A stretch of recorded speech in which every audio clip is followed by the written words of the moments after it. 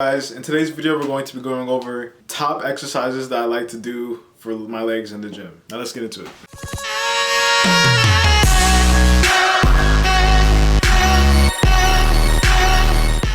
Alright guys, so today's topic is going to be my favorite exercises for leg growth. This is going to be like a commentary video. I'm going to put some footage of leg exercises and we're just going to see how to grow them legs, man. Boy, if you don't... Alright, let's get into it.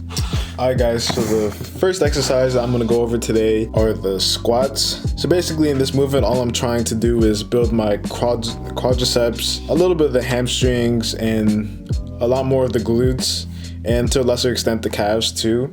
But squats are usually all around great for building bigger muscles. The quadriceps are a large portion of the legs. Just some form tips on the back squat. Just try to go down all the way. You know, you always hear the quote "ass to grass" and when people are talking about squats, because you really need to go all the way down to feel the stretch in the quadriceps and the hamstrings. So just imagine you like sitting down in a chair, and something you also need to keep in mind is push your knees outward. You don't want your knees caving in because it could help you develop knee valgus, which is like which will mess up your knees in the long run. So just make sure to keep your knees outward and not let it cave in when you come up. All right, the second exercise is the front squats. The front squat is great for developing quads and your core.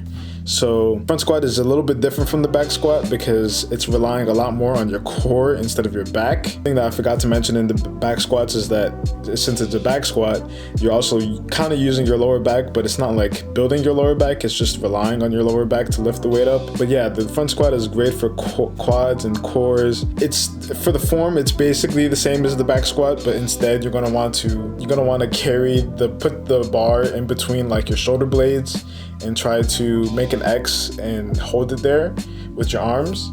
And then just the form tip is just to really brace your core and push your knees outward. And then for the next exercise, we got leg press. Leg press is basically just trying to isolate your quads. It's great for your types of muscles in your quads, make you have any stress on your lower back. So like when you're doing a back squat, it's going to make you use your back to straighten up your posture when you come up. But in a leg press, you don't have to worry about that because your back is plastered against a seat.